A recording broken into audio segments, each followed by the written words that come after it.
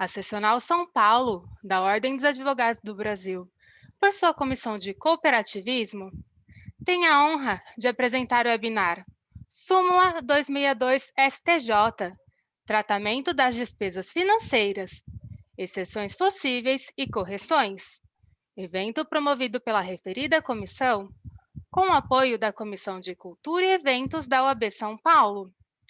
Informamos que este evento compactua com os Objetivos de Desenvolvimento Sustentável, um pacto firmado entre a OAB e a ONU. Com a palavra, senhoras e senhores, o Dr. Luiz Augusto Braga Ramos, presidente da Comissão de Cooperativismo da OAB São Paulo. Muito obrigado, Fabiana. Boa noite a todos aqueles que nos acompanham.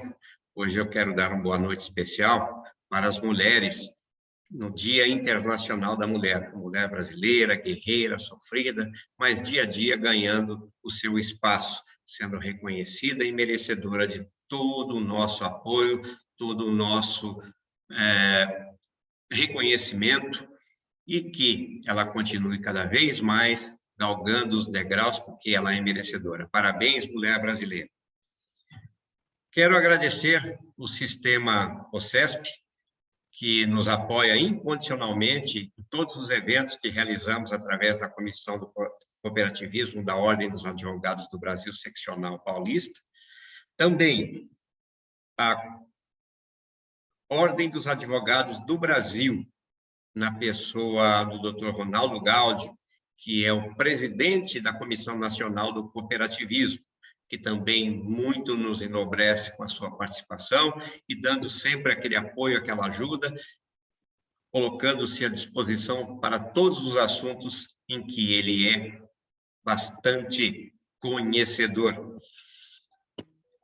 O webinar desta noite, como já anunciado, trata da súmula 262 do STJ. Hoje o Dr. Ronaldo Gaudio será o nosso moderador e o Dr. Lucas Galvão de Brito, doutor e mestre em Direito Tributário, será o nosso palestrante, a quem desde já agradeço pela participação, por ter aceitado o nosso convite. O Ronaldo, mais uma vez, abrilhantando o nosso evento. Parabéns, Ronaldo, parabéns, Lucas, e assim eu declaro aberta esta é o webinar de hoje. Com a palavra, o nosso moderador para as apresentações iniciais, depois já passando para o nosso palestrante, Dr. Lucas. Boa noite a todos. É um privilégio, mais uma vez, colaborar com a OAB de São Paulo, especialmente com a Comissão de Direito Cooperativo, presidida com tanta competência e com essa fidalguia aí que caracteriza o nosso conselheiro Luiz Augusto Braga Ramos, né? Temos um excelente, como nós dizemos no nosso jargão, um homem de ordem, né? À frente de uma comissão que tem tanto a contribuir para o desenvolvimento nacional e tanto a contribuir para essa visibilidade. Conversávamos há pouco, antes de entrar, sobre a visibilidade do direito cooperativo.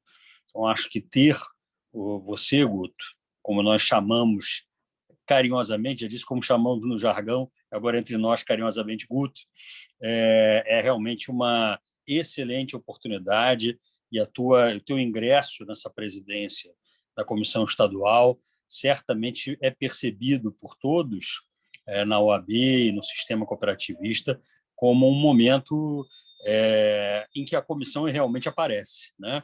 A Comissão Paulista, tão importante, começa efetivamente uma atividade intensiva, com reuniões e eventos com nomes de uma grande relevância, enfim, e é por essas e por outras que, para mim, é um privilégio privar da tua companhia também na Comissão Nacional de Cooperativismo do nosso Conselho Federal. Lucas, a gente já viu, não só pelo currículo, mas pela nossa conversa prévia, que a gente tem um privilégio de ter um grande painelista para trazer para nós esse debate técnico.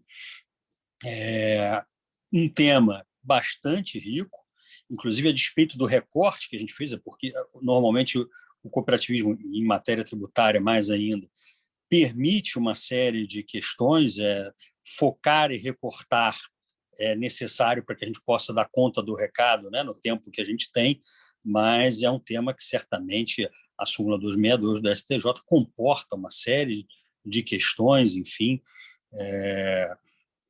significa que só sobre ela a gente já pode ter outros seminários, inclusive, né? Mas então vamos adiante, ouvir a quem domina, entende do assunto e possa ajudar a gente a trazer mais reflexões, mas não só reflexões, estratégias também, com certeza, no trato desse tema, né? Obrigado aí pela apresentação e, da minha parte, estou aqui já pronto para ouvir o doutor Lucas. Muito obrigado, doutor Gáudio. É um prazer estar acompanhado aqui do presidente da Comissão Nacional de Cooperativismo da OAB, está acompanhado do nosso anfitrião aqui, doutor Luiz Augusto Braga Ramos, presidente da Comissão da OAB São Paulo, Direito Cooperativo.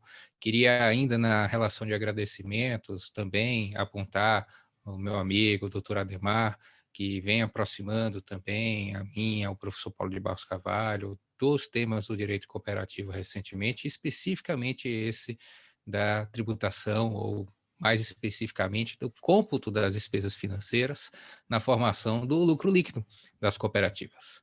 Esse é um assunto que, como o Dr. Gáudio falou, poderia dar só a súmula 262 uma série de webinars. Tem muitas complicações que podem surgir dessa aplicação. Mas a raiz de todas elas, Dr. Gáudio, tem tudo a ver com o que nós conversávamos um pouquinho antes. Eu acho bom compartilhar isso com todos aqueles que nos acompanham. Tem a ver com a falta de consciência do jurista médio brasileiro sobre o que é uma cooperativa, sobre quais são as peculiaridades desse tipo associativo, sobre como que se deve interpretar todas as atividades que ela faz e separá-la no que importa das sociedades comerciais. Essa falta de zelo que surge ali na graduação, quando nós mal vemos isso numa disciplina, muitas vezes de direito societário, misturado com uma série de sociedades comerciais, não faz com que se atente para as peculiaridades do tipo cooperativo. E isso leva a repercussões muito graves, especialmente naquelas disciplinas que fazem uma interface com outras disciplinas, como é o caso do direito tributário. Ninguém estuda direito tributário para estudar direito tributário. A gente estuda direito tributário sempre precisando estudar contratos, tipos societários, cooperativas, e é só a partir de uma boa compreensão do direito material que monta os objetos da tributação que nós podemos entender bem a tributação. Se nós não atentarmos às peculiaridades das cooperativas, nós estaremos, inclusive, incorrendo em inconstitucionalidade, pois é muito claro na Constituição de que deve ser dado adequado tratamento aos atos cooperativos. O que é adequado tratamento? Não é privilégio. Adequado tratamento é dar um tratamento que seja compatível às peculiaridades jurídicas desse tipo. E, mais especificamente, que preserve, no nosso particular, vamos falar aqui no imposto sobre a renda, que preserve a noção de que o ato cooperado, ele não é um ato de comércio, e que, portanto, não tem essa característica do lucro, e que, portanto, não pode sofrer a incidência do imposto sobre a renda.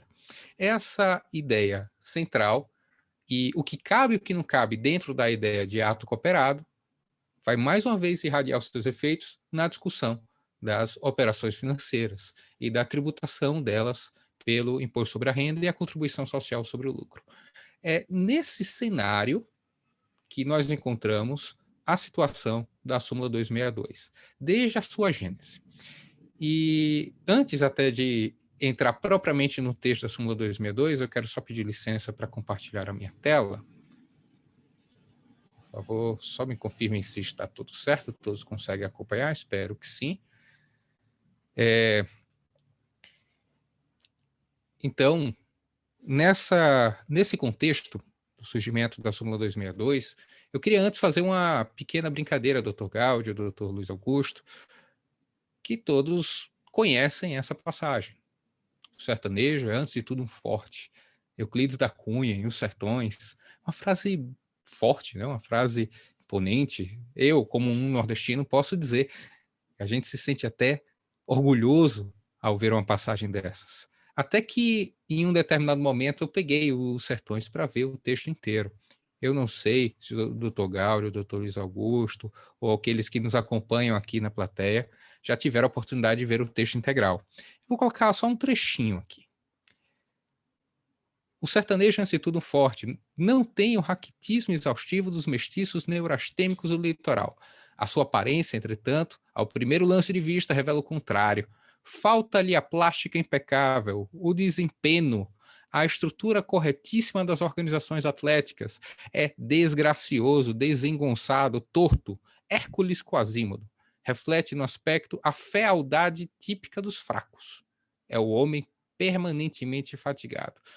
Nossa, o resto do texto destrói aquilo que o aforismo, né, a frase que se espalha por aí, constrói.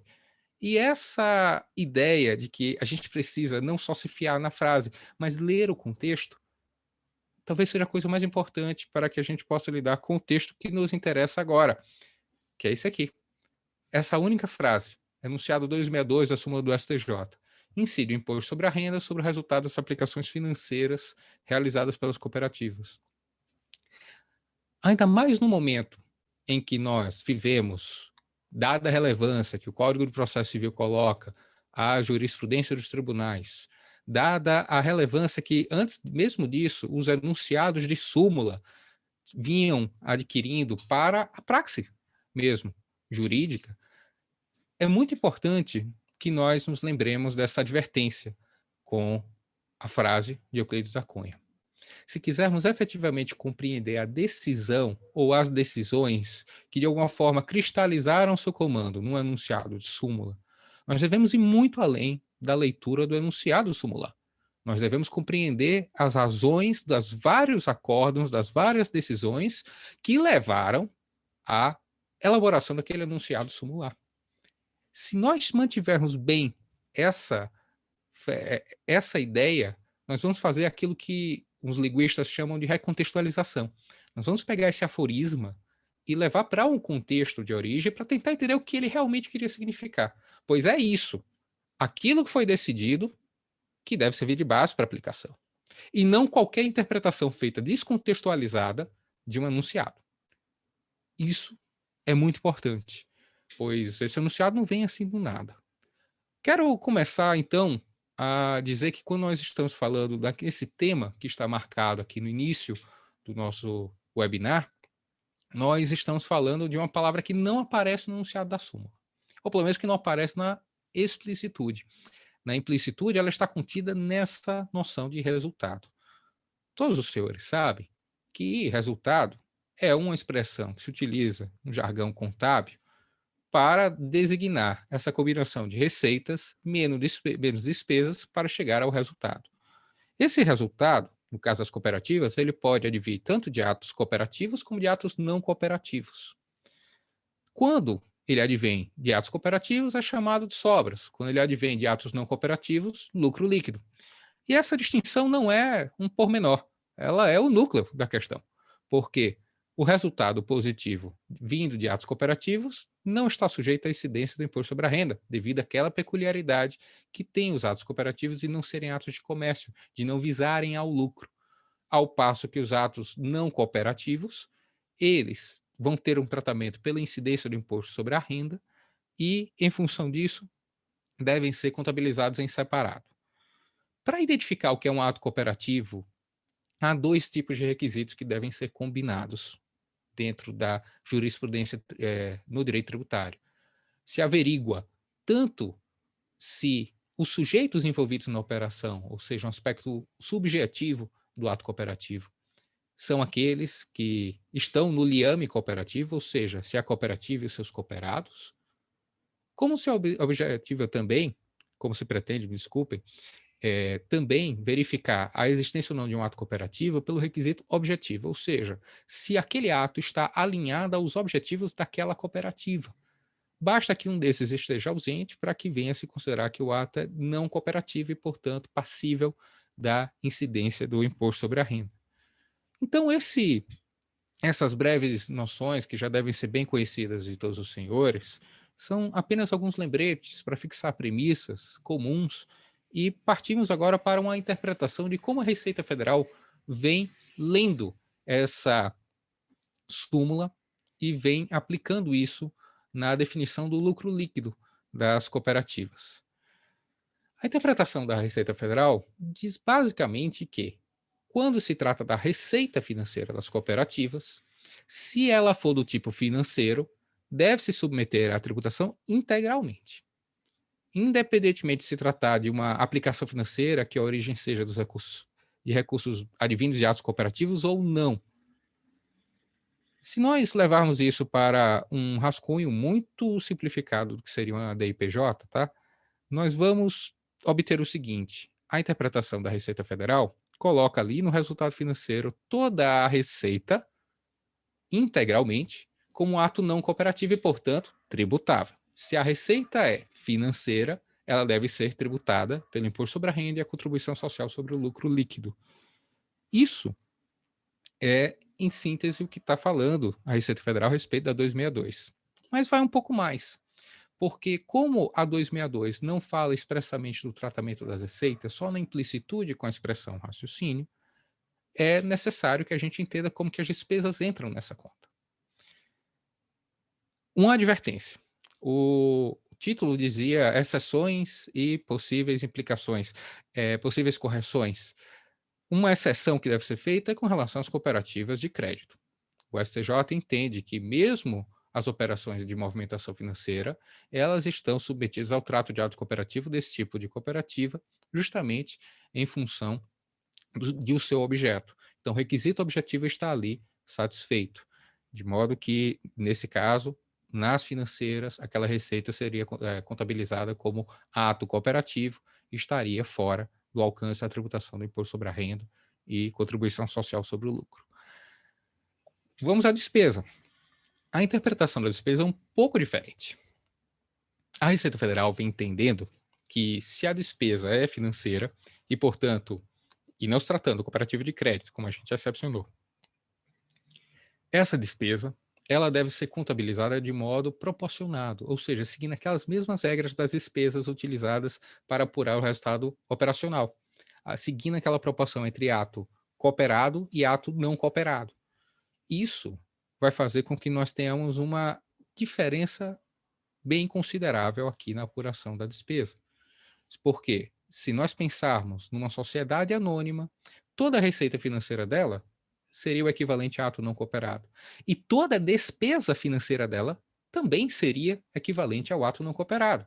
É dizer, o resultado financeiro dela é todas as receitas financeiras menos todas as despesas financeiras, e isso poderia levar a tributação ou não tributação, conforme se apurasse o resultado positivo ou negativo.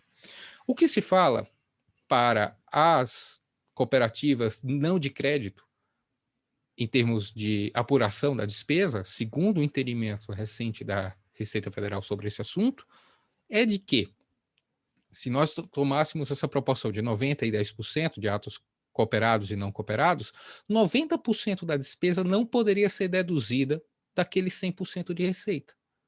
E está aí essa flagrante disparidade de tratamento entre o que teria uma SA e o que teria a cooperativa, a despeito da imensa diferença da natureza dos seus atos.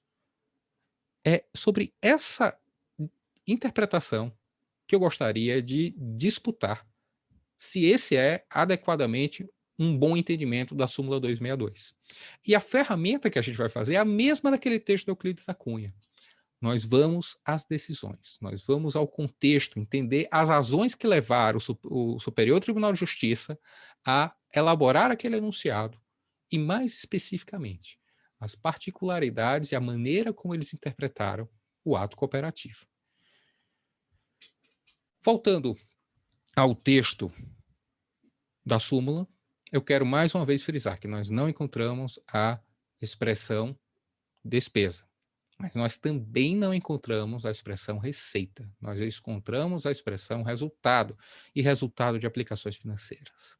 O raciocínio trazido pela Receita Federal poderia ter algum sentido, poderia ser procedente com relação às despesas, caso eu pudesse dar um tratamento diferente à receita conforme ela derivasse ou não, tivesse vinculação ou não com a realização de atos cooperativos. Ou seja, com a realização de atos que sejam voltados aos cooperados e atos que tenham a ver com o objeto principal da cooperativa. Por exemplo, numa cooperativa agroindustrial, um capital trazido para dar lastro às operações agroindustriais dessa cooperativa. Essa situação, se fosse procedente, levaria também a um tratamento igual ao da receita. Então, a receita, ela, se fosse vinculada a atos cooperativos, essa receita financeira vinculada a atos cooperativos, deveria, então, ser não tributada. E se fosse desvinculada desses atos cooperativos, ela deveria ser tributada. Se esse raciocínio fosse procedente, o raciocínio da Receita Federal estaria parcialmente correto, porque a interpretação da receita deles estaria errada. Eles estão dizendo que a receita, independentemente da vinculação dessa receita com os atos cooperativos, com os recursos que foram investidos, com a origem desses recursos. Mas com a despesa ele diz que não. Tem que fazer a proporção, tem que verificar essa vinculação. Esse requisito, então, tem lastro na súmula 262? Então, convém voltar, vocês veem que a súmula é de 2002. Mas os julgados que a antecedem que a inspiram, começam ali em 98, e em 2000 tem uma série de embargos de divergência no STJ que tratam exatamente dessa matéria. Numa sessão conjunta, que a primeira sessão julgou 3 desses embargos divergentes, o caso trazido dizia respeito exatamente à aplicação de, eu quero enfatizar essa palavra, de sobra de caixa. Então, a gente estava falando do produto de atos cooperados, que estavam, portanto, fora da tributação e que estavam sendo aplicados em contas bancárias, em aplicações financeiras, para preservar o valor desse dinheiro entre o momento que ele era obtido e o momento que ele iria ser distribuído aos cooperados.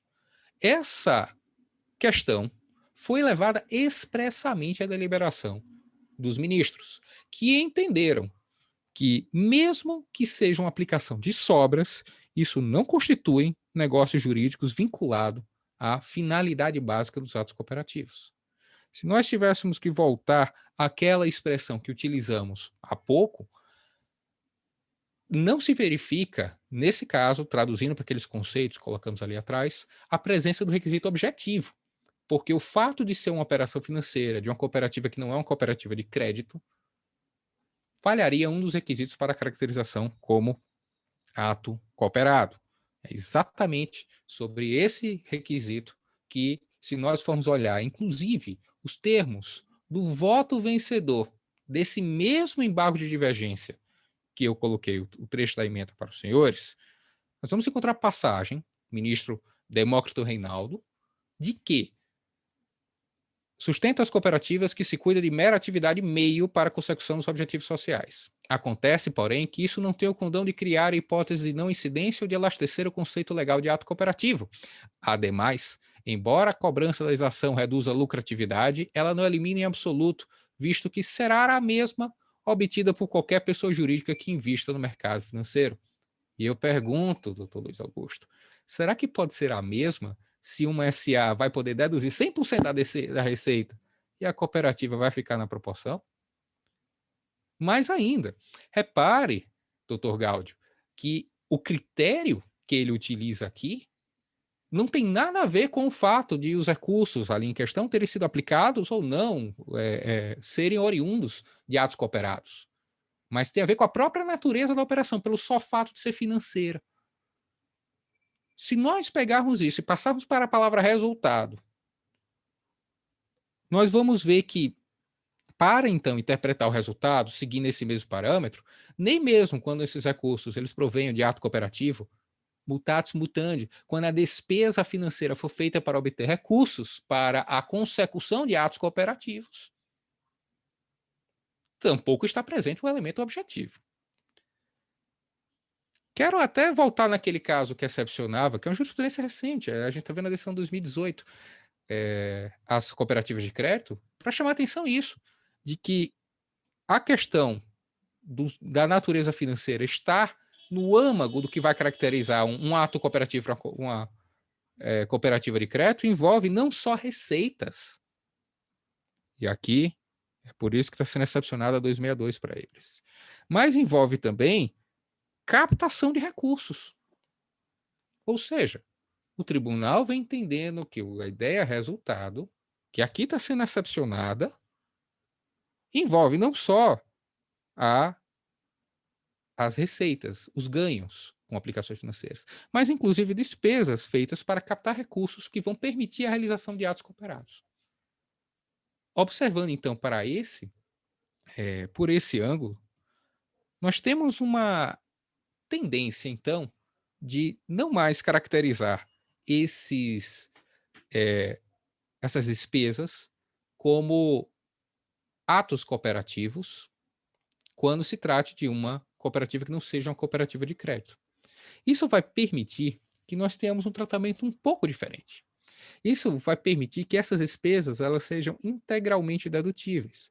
Isso vai permitir que elas sejam exatamente aquilo que falava o ministro Demócrito Reinaldo no voto vencedor, que seja elas dado o mesmo tratamento que seria dado a uma sociedade anônima na apuração dos tributos relativos ao grupo financeiro de seu resultado.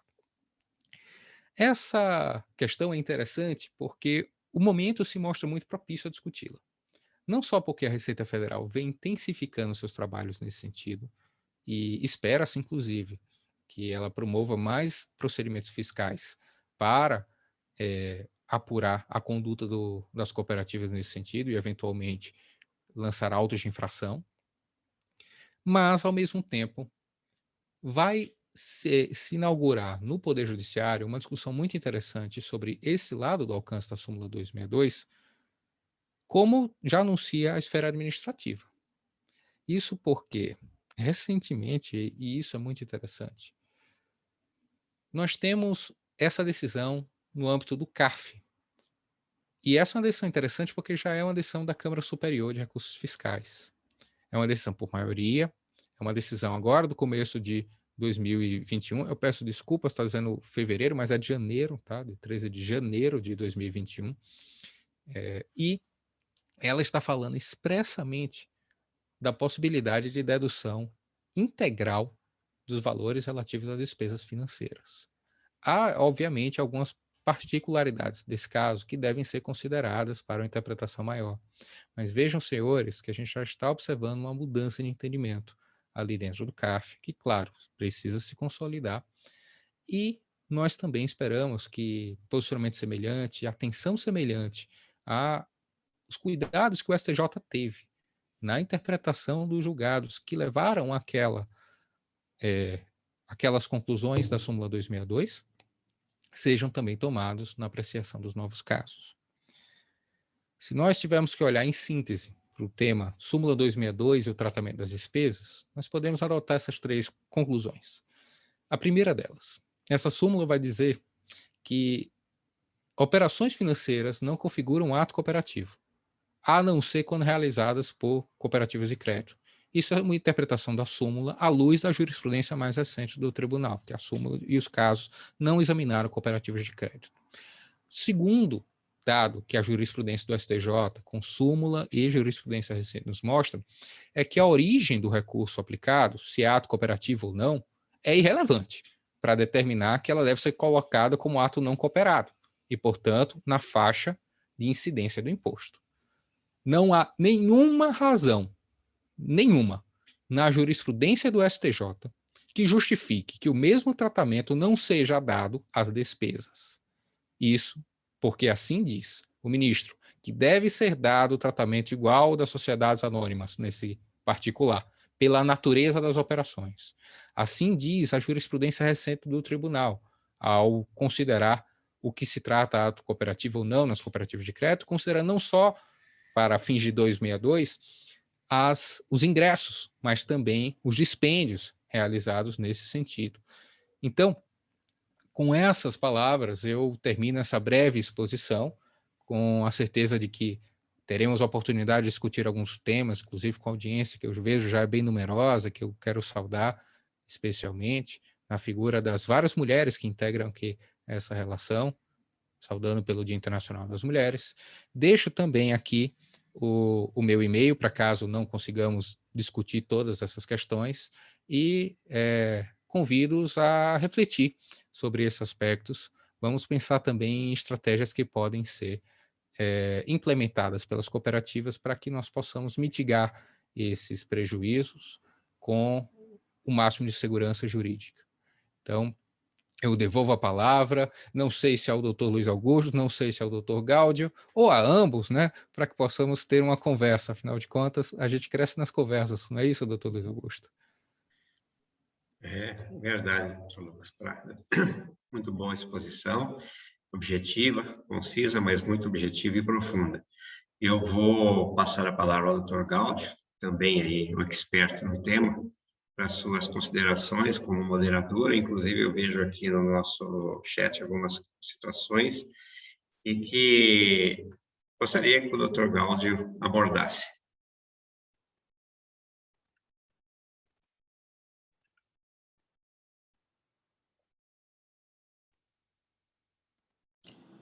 Estou com acesso, Augusto, ao bate-papo que aparece no Zoom, né? Não sei se por algum outro canal vem alguma outra pergunta, e te pediria aí, eventualmente, se caso exista alguma pergunta, alguma ponderação sobre a fala do Dr. Lucas, que você possa me enviar, de repente, por um outro canal, para o WhatsApp e tal, porque olhando o bate-papo nesse momento aqui, eu não vejo alguma coisa sobre o conteúdo. Vejo algumas perguntas como do tipo, gostaria de saber se essa aula ficará gravada. É verdade. Mas o que já é uma ótima pergunta sobre a qualidade do que se está tratando, né? Lucas, antes de mais nada, te agradeço aí a exposição e parabenizo, né? Lógico, por uma consistência que certamente já te caracterizaria, mesmo antes da gente conversar, a gente já via o que vinha pela frente, enfim. E aí, na pendência de alguma consideração por hora, eu faria algumas reflexões para compartilhar contigo. Acho que seria mais o papel mais do moderador, né? A gente pensar, conversar e esperar as perguntas dos interessados diretamente, né? Mas os paradigmas, vamos lá, da súmula 262, como você citou, eles estão bem focados no ramo agropecuário, né? Então, no frigir dos ovos, quando se pede um reconhecimento, quando se reconhece, à luz da jurisprudência da STJ, a exceção do crédito, do chamado ramo crédito, ou das cooperativas que praticam atividade financeira no seu objeto, né? Você falou não só a aplicação financeira, mas também a captação de recursos, né?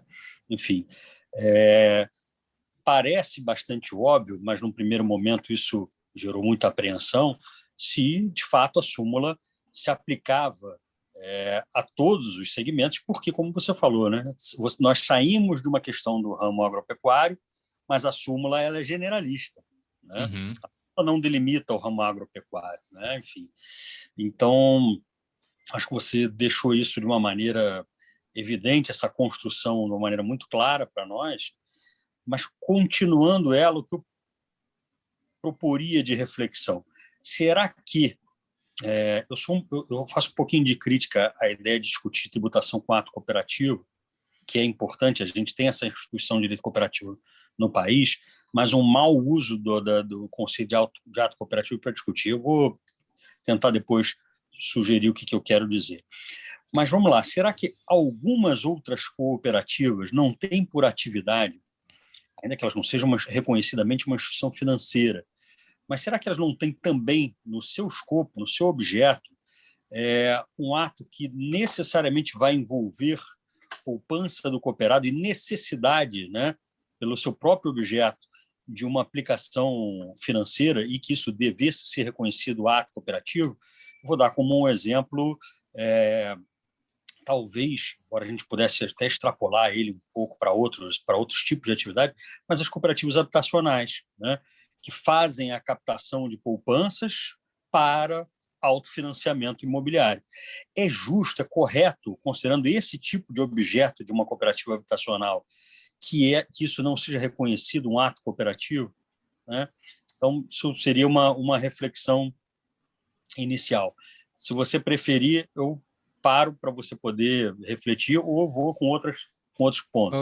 Eu acho excelente essa questão, doutor Gáudio, e pensando especificamente sobre ela, me parece que a jurisprudência do STJ, nem mesmo a mais recente, ela é categórica no tipo de cooperativa. Ela é generalista, né, como nós vimos nos enunciados, mas se nós formos atrás da razão de decidir dos paradigmas da 262, me parece que é uma identificação do objeto da cooperativa que está ali em primeiro lugar, e de identificar se operações financeiras estão ou não contempladas nesse objeto, ou se elas são, na expressão que o ministro rechaçou, atividade meio. Se elas forem atividade meio, então me parece que elas não devem, em hipótese alguma, despesas e receitas serem consideradas como atos cooperativos, tem que ficar na coluna lá do ato não cooperativo. Ao passo que, se elas forem condizentes com o objeto, e mais especificamente, elas não forem só meios, elas forem essencialmente o objeto, me parece que é possível sim defender com base no próprio enunciado de súmula 262, nos julgados que me inspiraram, o quadramento como atos cooperativos e o tratamento tributário correspondente. Uhum. Mas isso, eu quero enfatizar também, doutor Gáudio, que no caso de uma cooperativa de crédito, no caso de uma cooperativa dessas, assim, de financiamento habitacional, me parece que faz sentido. Mas se a gente pensa nesses outros todos os modelos de cooperativas, né, numa agroindustrial, numa cooperativa de consumo, nesses outros vários modelos cooperativos, o que você tem, na verdade, é um tratamento que peca por inconstitucionalidade ao colocar um tratamento tributário muito mais gravoso, a mesma conduta de uma cooperativa de pegar recurso e aplicar, do que uma sociedade anônima o tem.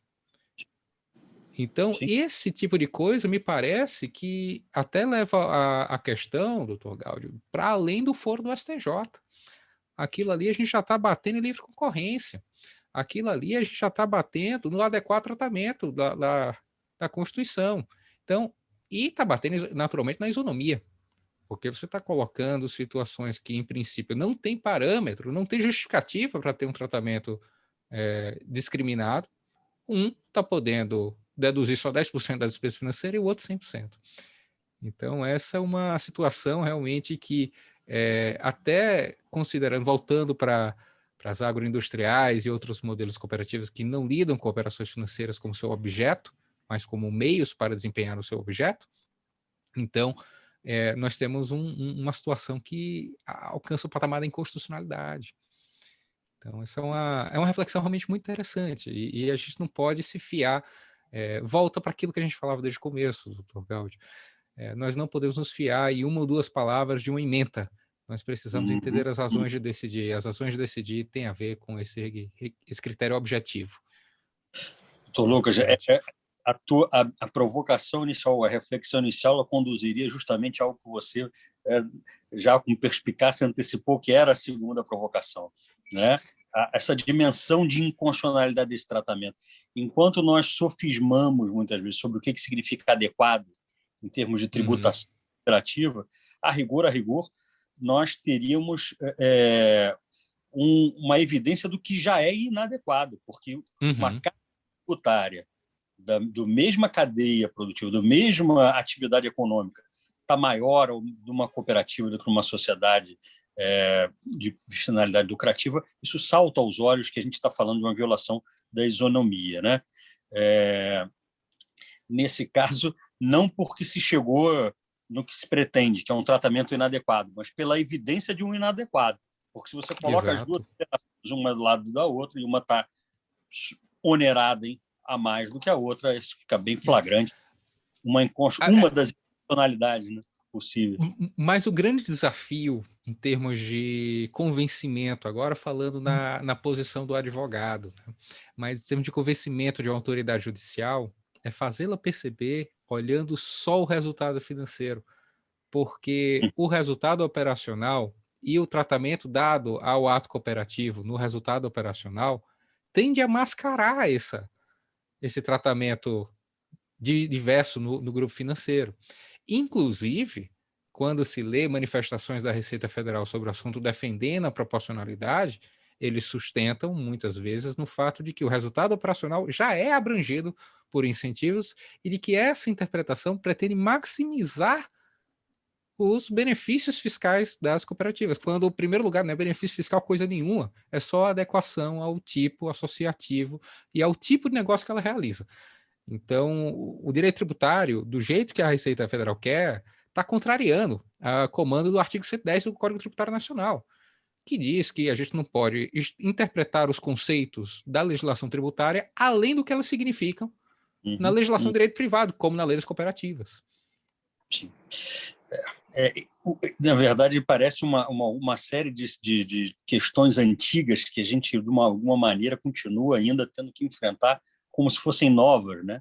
Então, isso lance-se numa iniciativa privada por cooperativa com uma instabilidade dessa, né? Com uma imprevisibilidade dessa, né? É muito delicado. O Cazuza tinha razão, né, com o museu de velhas novidades dele, né?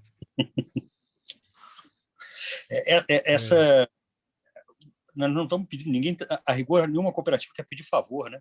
Ela está discutindo Exato. um direito, né? O direito a uma tributação conforme a maneira como ela explora a atividade econômica, a maneira como ela reúne os meios de produção, os fatores de produção, como a gente chama no jargão, são estruturalmente de uma maneira diferente. Então, não é coerente que o modelo, que a fórmula criada para um tipo de atividade econômica se encaixe à força, porque assim a fazenda quer, né?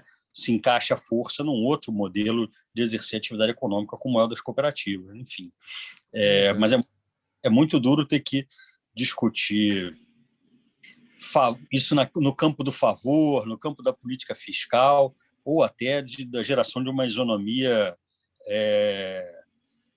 de um tratamento isonômico real, né? Porque o único tratamento não isonômico que as cooperativas são credoras pela Constituição, pelo artigo 174, é de apoio e estímulo. Exato. Esse é o tratamento não isonômico que a Constituição reconhece para as cooperativas. Então, é evidente que se a lei manda apoiar e estimular e o resultado da tributação é mais gravoso, acho que a inconstitucionalidade também, aí talvez um terceiro campo de inconstitucionalidade, é bem evidente, né? O tratamento não é adequado, o tratamento não é isonômico, e a única distinção positiva que a Constituição estabelece é para favorecer, por ser uma distinção positiva, né? Enfim, nós temos algumas matérias constitucionais, né? Se temos. Doutor Gaudio, eu queria pedir licença, que eu vi aqui no chat, tem uma pergunta muito interessante do doutor Devair. Ele pergunta, doutor Lucas poderia comentar também no caso da cooperativa operadora do plano de saúde, que está obrigada pela ANS a manter ativos financeiros para fins de provisões de eventos não realizados? Me parece que é o caso também, tá, doutor Devair? Porque isso não é a atividade fim da cooperativa, isso é só um instrumento que, inclusive, é colocado de forma heterônoma para ela, desde o ponto de vista do direito tributário. Então, me parece que ela está naquela linha de atividade meio, que foi justamente o que levou o ministro a considerar que a aplicação financeira lá era receita tributável. Mutatis mutandis, para a despesa, deve ser dado o mesmo tratamento. Não vejo como justificar de modo diverso. E até considerando essa questão da ANS, essa pergunta me saltou aos olhos especialmente porque eu vou terminar saindo um pouquinho do tema do webinar de hoje, mas acho que isso tem reflexo para PIS e COFINS também, tá? Considerando que você tem uma norma da ANS que obriga a manter esses ativos financeiros, os custos de manter esses ativos financeiros podem ser considerados insumos da atividade. Então, isso aí tem uma possibilidade de creditamento de PIS e COFINS muito interessante. Agências reguladoras e tributação é o tema do meu trabalho de doutorado, por isso que deu uma emoção especial ao ler aqui a ANS. Então, deixe-me ver, eu acho que só tem essa pergunta aqui por enquanto. Doutor Lucas, me permite aqui, doutor Gaudio,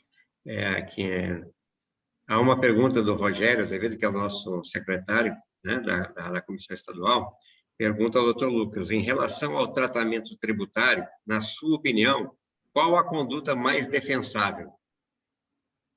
Olha, nesse momento, tem a conduta que eu acho que é a justa, que é você colocar 100% da despesa.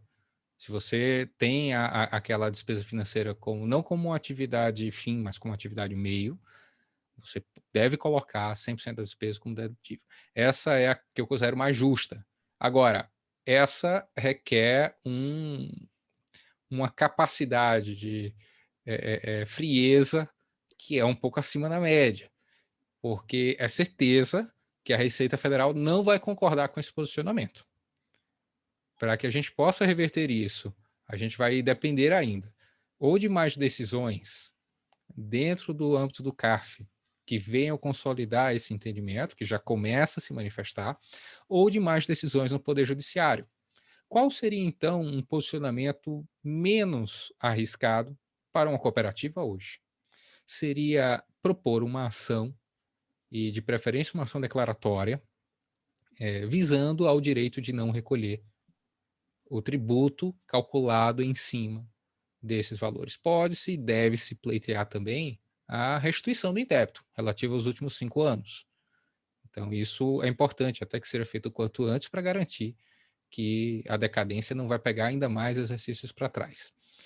Mas fazer isso sem uma decisão judicial, por mais que eu acredite na probabilidade de êxito de uma defesa administrativa ou mesmo judicial, vai submeter, sim, a cooperativa a um risco de autuação, e é um risco muito considerável. Então, o justo, eu entendo que é isso, 100%. Tenho atuado nesse sentido, tenho procurado trabalhar com ação nesse sentido. No entanto, eu seria irresponsável enquanto advogado se dissesse que pode adotar essa conduta e não vai ter problema com a Receita Federal, vai vir uma autuação.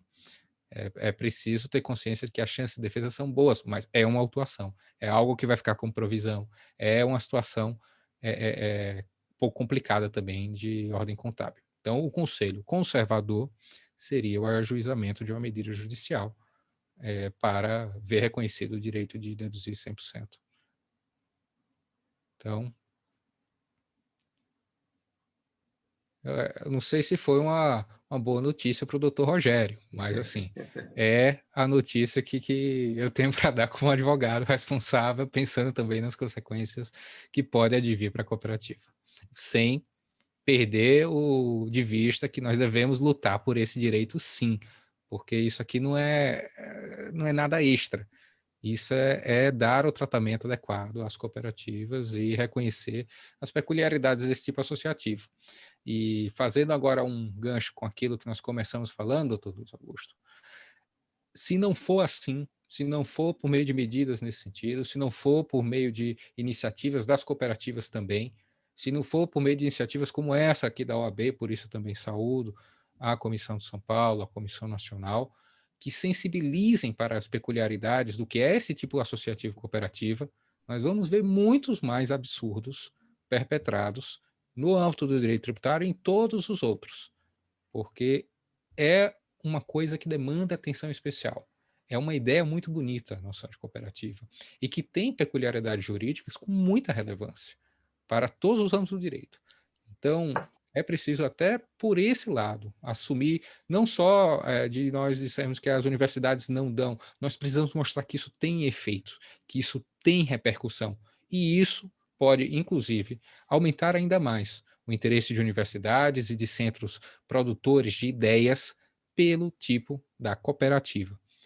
Então, eu torço muito pelo bom êxito de medidas como essa, encorajo os colegas que vão atrás também desse tipo de medida para que nós possamos ter um volume significativo de decisões que venham reconhecer esse direito e que isso não precise ser disputado no futuro próximo, se Deus quiser. Nós temos vários questionamentos aqui, doutor Lucas. Aqui do DIC, ou Consultores Associados, pergunta em relação à decisão CARF, acórdão 1301-002.082, de 6 de julho de 2016. Uhum. Tá? Uma outra, sem a comprovação, do mesmo dia, sem a comprovação das despesas financeiras umbilicalmente inerentes e diretamente vinculadas por um nexo imediato de necessidade congênita à geração das receitas financeiras tributadas, não há como aprovar a pretensão de deduzir aquelas despesas. Dickel, essa aqui é muito interessante, porque essa é uma decisão de 2016 e essa decisão que eu coloquei em 2021 está indo no sentido contrário, tá? No que ela está indo no sentido contrário? Se você for pegar as razões de decidir do relator dessa decisão de 2021, essa de janeiro de 2021, está nos últimos slides aqui, qualquer coisa depois me manda um e-mail que ele passa a íntegra, você vai reparar que há uma inversão agora dessa ideia de prova. A lógica dessa decisão que você pontua aqui é de que caberia ao contribuinte comprovar essa vinculação para dar alguma coisa.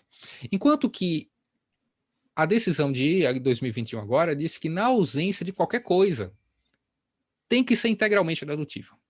Então, caberia à Receita Federal provar que não seria, ainda que assumisse uma ideia de vinculação, de proporcionalidade, caberia à Receita Federal provar que aquela despesa não seria vinculada a um ato não cooperativo, para que só então pudesse glosar isso. Então, aqui a gente já tem uma mudança de jurisprudência do CARF nesse comecinho de 2021, tá? Então, isso me parece ser também uma mudança relevante. Eu quero dizer que esse não foi o único fundamento que a Câmara Superior considerou lá no acórdão. Vocês podem ver que ele está falando de despesa, do aproveitamento integral da despesa no ato não cooperativo como sendo o padrão, tá? Então, isso me parece ser uma mudança significativa. E é interessante justamente essa decisão que você coloca de 2016, que mostra o quão guinada de jurisprudência é essa decisão da Câmara Superior, e vamos torcer para que seja uma orientação que se consolide e que tenha, porque ela ainda não tem, o devido respeito a o que é um ato cooperativo, tá? Ela ainda não se atenta muito à noção, às peculiaridades do tipo associativo e cooperativa, e termina ainda mantendo esse critério lá, ainda que não seja a razão central decidir, como uma das razões que ele toma para decidir. Mas veja que há, no mínimo, uma inversão dessa prova, tá bom? Então, essa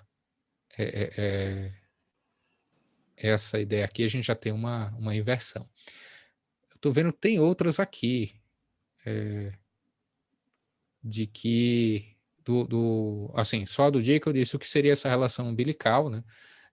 Acho que tem a ver com aquela noção que ter ou não o objeto, tá? Para interpretar 262, ter ou não o objeto, e na decisão 2016, essa prova, segundo o CARF, cabia ao contribuinte, na decisão 2021, caberia ao próprio fisco tomar isso como razão de glosa da despesa. E como não foi feito e não vem sendo feito em nenhum lugar, isso seria motivo suficiente para anulação do auto de infração. Veja aqui o doutor Adilson Garcês. Como devem ser tratado o cômputo das despesas financeiras para a dedução dos rendimentos e aplicações financeiras às cooperativas que operam somente com ato cooperativo? Esse 100% aí, né? Segundo a regra da Receita Federal, não poderia nenhuma. Zero, aplicando a proporcionalidade. Mas, tomando por base a interpretação que eu entendo ser mais correta da súmula 262, e que eu vejo que vem ganhando momento dentro do CARF, já é possível procurar alguma providência para justificar que mesmo nesses casos, que seja 100% de desempenho de ato cooperativo, isso seja interpretado como atividade meio. Faço questão, assim como falava com o Dr. Gáudio, que a gente precisa analisar isso à luz do objeto da cooperativa, para ver se essas atuações financeiras elas são atividade meio ou são atividade fim da cooperativa. Porque se for atividade fim, é 100% realmente na coluna lá do ato cooperado. Tem uma outra do Rogério. O moderador, acho que acabou de conseguir descobrir onde é que ele tem que ver as perguntas. Porque eu descobri que tem um QIA aqui embaixo. Eu estou olhando no bate-papo, não estou olhando no QIA. Enfim, você vê que a gente aprende. Tem cada dia um, doutor Gaudio. O Rogério faz uma pergunta, não sei se essa chegou a ler, Guto, mas ele pergunta se, em relação ao tratamento tributário, na sua opinião, Lucas, qual a conduta mais defensável? Considerar 100% das despesas ou proporcionalizá-las, né? Acho que, de certa maneira, você já antecipou essa tua opinião, né? Exato. A proporcionalidade, inclusive, eu já vi em ato da Receita Federal eles aplicando isso, tá? Já vi em outros acórdãos, pesquisa de CARF, eles colocando 100% como não dedutível. Já vi a proporcionalidade, que é uma postura um pouco mais recente da despesa, mas eu acho que essas duas formas de interpretar estão desdizendo aquilo que foi decidido na 262. Para que a gente tenha uma interpretação coerente com a 262, a gente tem que ter a mesma de uma SA nesse quesito. E a mesma da SA é 100% dedutível. Então, resultado é resultado, né? Resultado é resultado. Você não pode aplicar para ver o mesmo resultado financeiro uma regra para receita e outra para despesa. Isso é um duplo padrão que fere qualquer lógica.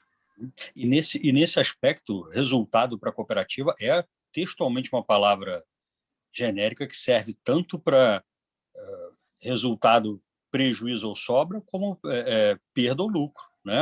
Exatamente. De resultados que você pode ter numa cooperativa. Né? Então, não se falou em receita, falou resultado. Exato.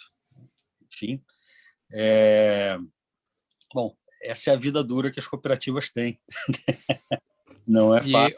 E eu quero dizer que quanto mais eu conheço, mais eu acho heróica a decisão de montar uma cooperativa no Brasil. Viu? É preciso também ter um coração em dia, porque a coisa muda rápido. A turma não é avisada disso antes de entrar. Mas muito bem. Deixa eu ver aqui se alguém apresenta mais alguma questão. Eu acho que, por hora, considerando que o nosso evento já está com aí 1 hora arredondando de duração, eu acho que já apresentou mais uma aqui, talvez a nossa última, né? Um comentário do Ricardo Luiz Muniz de Souza Filho. Não só a tributação da cooperativa é prejudicada, violando a isonomia, quanto existe previsão expressa na Constituição Federal que o cooperativismo será apoiado e estimulado, né? Exato. É uma reflexão que eu acho que a hora que se discute isso passa na cabeça de todos, né? Enfim, essa dimensão de que nós, enquanto poderíamos já ter ou queríamos que tivesse uma ideia do que é adequado, né? Adaptado, congruente à tributação da atividade de uma cooperativa, nós estamos discutindo aquilo que evidentemente não é adequado, porque não é isonômico e porque muito menos não é tratamento, né, de apoio e estímulo, né? uma atividade. E outra, o próprio apoio e estímulo, doutor Lucas, queria propor essa reflexão. Por que o legislador manda apoiar e estimular a cooperativa? Bom, alguém vai dizer porque as cooperativas tiveram lobby junto aos constituintes para inserir esse dispositivo. Mas o fato é que é uma previsão que nós formos verificar, também existe algo análogo para as micro e pequenas empresas, né? E ninguém questiona a constitucionalidade disso. Há uma distinção positiva, há um tratamento privilegiado por algum motivo, e ele é muito óbvio. As cooperativas estão vocacionadas para uma maior geração de desenvolvimento, né? No sentido de eficiência econômica, distribuição de riqueza, democratização da iniciativa privada, né? Parâmetros que estão lá na nossa ordem econômica constitucional. Então, também não é nenhum favor, se nós analisarmos do ponto de vista dos direitos fundamentais, direito ao desenvolvimento é um direito, né? Uhum. Então, também essa ideia de a lei apoiará, estimulará o cooperativismo, ele é algo que, de alguma maneira, também se liga a direitos fundamentais, né? O direito ao desenvolvimento. Enfim, justo uma iniciativa onde o consumidor é o dono, ou o trabalhador é o dono, ter esse tipo de de desincentivo, né, realmente é um signo de atraso na nossa capacidade de gerar desenvolvimento, né?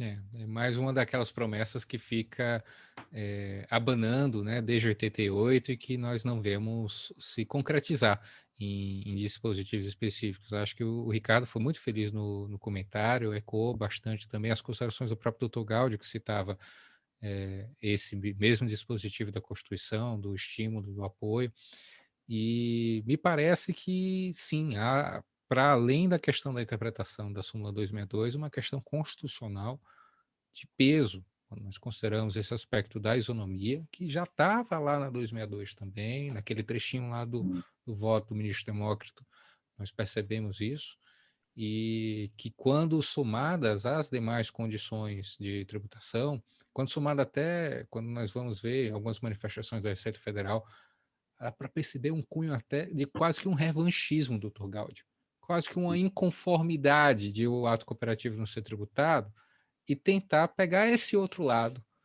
como uma forma de reduzir, de mitigar esse tratamento, né, que é encarado por eles como um favor fiscal. Não é favor coisa nenhuma, é só dar o adequado tratamento, é dar o tratamento compatível com o formato jurídico do direito privado, que todo tributário é obrigado a seguir, em qualquer das esferas, no executivo, no legislativo, no judiciário. Então, me parece ser uma questão realmente que é bem simbólica dessas muitas dificuldades que as cooperativas passam pelo só fato de não serem compreendidas em seu formato básico. E por isso eu quero insistir, inclusive saudar o trabalho das comissões mais uma vez, porque é muito importante o trabalho de divulgação da importância do direito cooperativista. É fundamental que todo estudante de direito, que todo jurista no Brasil conheça o mínimo de cooperativas para entender esse formato, para entender por que o ato cooperativo tem o tratamento que tem. Não é favor. Isso é fundamental marcar. Eu acho, doutor Lucas e doutor Luiz Augusto, que, dado ao horário e a como fluiu, não só a qualidade da palestra, mas as interações, nós estamos com um resultado bastante proveitoso. E acho que essa conclusão que o Lucas expõe é a grande conclusão, né? Ao fim e ao cabo. Nós temos tantas outras questões que ainda geram estabilidade, geram um ambiente menos favorável à expansão do cooperativismo, que estão ligados essencialmente à questão de compreensão, muito mais de uma questão de direito legislado, direito positivado, né? Que o cooperativismo tem tradição nisso, inclusive mais do que tradição, tem vanguarda em vários aspectos. No campo tributário, foi o primeiro país a incorporar na legislação um conceito de ato cooperativo, né? E em outras áreas, o Brasil continua sendo vanguarda em matéria legislativa. Agora, como esperar que um magistrado, que um fiscal, né, qualquer intérprete da lei, seja para aplicar a lei, seja para criar uma política regulatória, ele vai conseguir fazer isso de uma maneira congruente se ele não teve contato em momento nenhum com essa matéria. E aí, respondendo ao Lucas, acho que tanto eu quanto o Luiz Augusto recebemos aí essa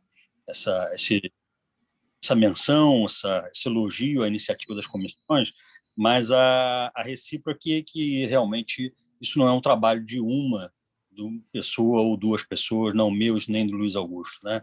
A gente, nesse contexto, talvez pedir licença ao Luiz Augusto como moderador para agradecer, ele é o presidente do nosso evento, ele é o nosso anfitrião, mas agradecer essa tua colaboração de tão bom grado, de tanta qualidade, porque é disso que a gente realmente precisa, né? Que esses espaços estejam abertos para esse tipo de reflexão e que todas as instâncias sociais que possam dar voz a uma compreensão mais adequada do direito cooperativo, do regime jurídico das cooperativas, eles sejam bem usadas, né? A lei não resolve o problema das cooperativas.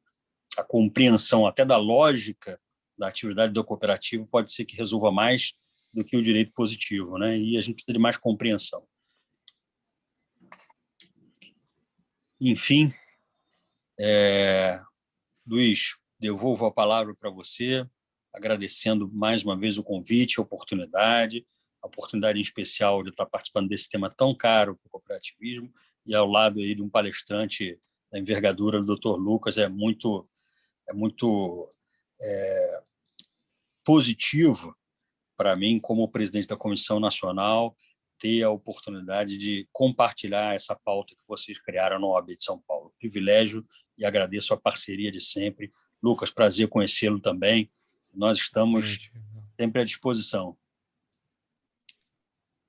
Obrigado, Gáudio, mais uma vez pela brilhante participação, que muito nos alegra e enobrece a nossa difícil missão aqui de espraiarmos o que é o cooperativismo, né, por todos os rincões desse país.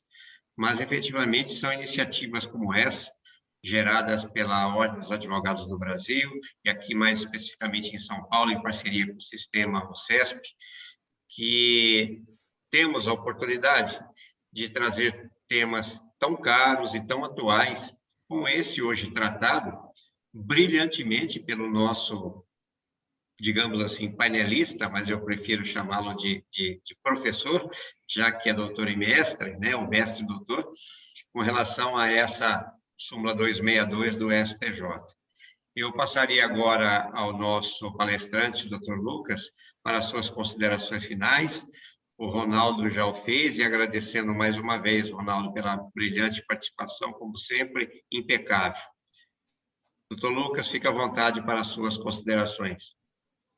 Obrigado, doutor Luiz Augusto, nosso presidente, anfitrião, que também acolheu a mim, ao doutor Gáudio e a todos nós aqui participantes nesse webinar, nessa noite de segunda-feira, que as pessoas todas também que decidem participar de uma discussão dessas não são meros ouvintes, são pessoas que resolveram pensar e que também devem estar imbuídas nessa missão compartilhada pelo Dr. Luiz Augusto, pelo Dr. Gáudio, de disseminar o direito cooperativista e as características da cooperativa para que elas recebam um adequado tratamento, não só no direito tributário, mas em todos os ramos do direito.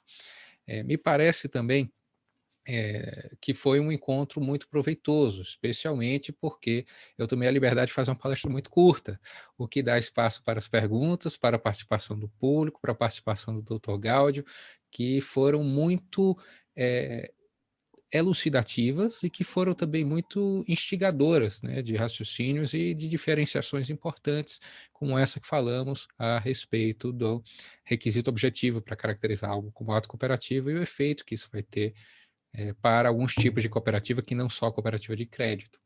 Então, quero também deixar meu agradecimento por isso, por terem dividido esse momento comigo, por ter permitido dividir essas reflexões e me ensinar também um bom bocado. Se tem uma coisa, doutor Luiz Augusto, que esse período de pandemia nos faz, eu posso dizer que eu estou há um pouco mais de um ano dando aulas remotas, assim, toda semana.